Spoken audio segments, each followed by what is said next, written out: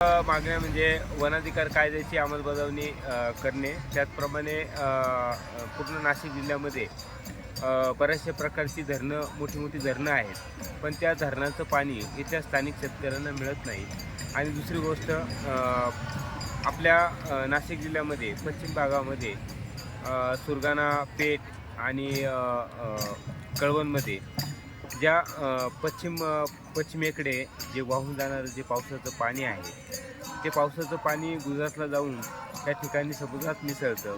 तर आमची मागणी या ठिकाणी आहे की त्या ठिकाणी छोटे-छोटे बंधारे टाकून ते पाणी लिफ्टद्वारे किंवा बोगद्याद्वारे उचलून ते पाणी पूर्वेकडे जर दिलं, तर स्थानिक शेतकऱ्यांना त्या पाण्याचा फायदा होऊ शकतो.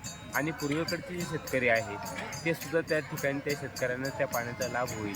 आणि ह्या मागण्या घेत असताना गेल्या अनेक वेळा कॉम्रेड जे.पी. गावितांच्या मार्गदर्शनाखाली आपण अनेक वेळा लाँग मार्च काढले. त्या आंदोलनाचे आम्ही नेहमी साक्षीदार आहोत. आज तुम्ही या ठिकाणी बघतात की लोकं थंडी गारठ्यात या ठिकाणी वृद्ध आणि त्याचबरोबर सर्व तरुण कार्यकर्तेसुद्धा या ठिकाणी आंदोलनात उपस्थित आहेत. ह्या मोर्चाद्वारे राज्य शासनाने अनेक वेळा आश्वासनं दिली, पण त्या आश्वासनं त्यांनी काही पाळली नाही.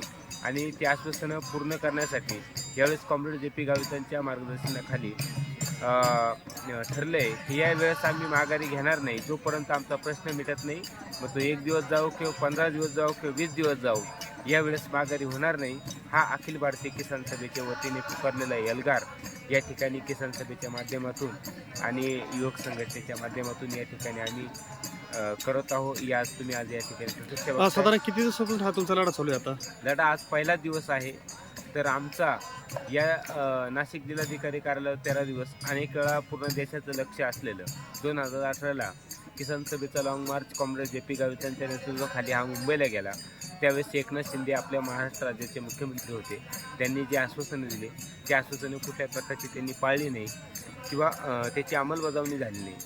तर 2005-6चा वनाधिकार कायद्याची अंमलबजावणी करावी आणि पूर्वेकडं जे वाया जाणारं पाणी समुद्राला मिळते, ते पश्चिमेकडे जाणारं वाया जाणारं पाणी हे पूर्व विभागाला मिळावं आणि स्थानिक शेतकऱ्यांना त्याचा लाभ मिळावा, यासाठी हा आंदोलन या ठिकाणी सुरू आहे. प्रचंड थंडी आहे.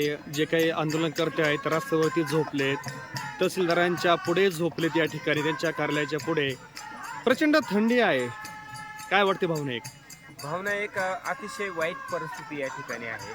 कारण शनिवार रविवार जरी आहे, या ठिकाणी प्रशासनाला कुठल्याही प्रकारची शेतकऱ्यांची किंवा जे नागरिक आहेत त्यांची कुठल्याही प्रकारची काळजी नाही. एकदम निष्काळजीपणाचं राज्यावर आणि केंद्र सरकारवर जे स्थापित आहे BJP सरकार, हे कायम नेहमी शेतकऱ्यांच्या विरोधात एक तर कायदे करतं किंवा कामगारांच्या विरोधात करते. शेतकऱ्यांच्या ज्या मागण्या आहेत, शेतीमालाला हमीभाव असेल किंवा शेतीच्या पाण्याचा विषय असेल, 24 तास लाईट बिलाचा विषय असेल किंवा अनेक असे इतर प्रश्न आपण वारंवार हे शासनाला कळवलेत, राज्य सरकारला कळवलेत, पण याच्यातल्या कुठल्याही मागण्या पूर्ण केल्या नाही.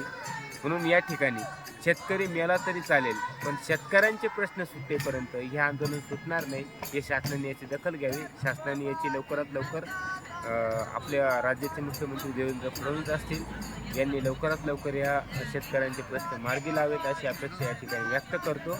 कारण प्रश्न सुटल्याशिवाय या ठिकाणी नाशिक जिल्ह्यामध्ये जवळजवळ चांदवड असेल, सुरगाणा असेल, मालेगाव असेल, चांदवड, नांदगाव, येवला, त्र्यंबकेश्वर अशा सगळ्या ठिकाणी तहसीलच्या आणि प्रांत कार्यालयाच्या ठिकाणी आंदोलन चालू आहे.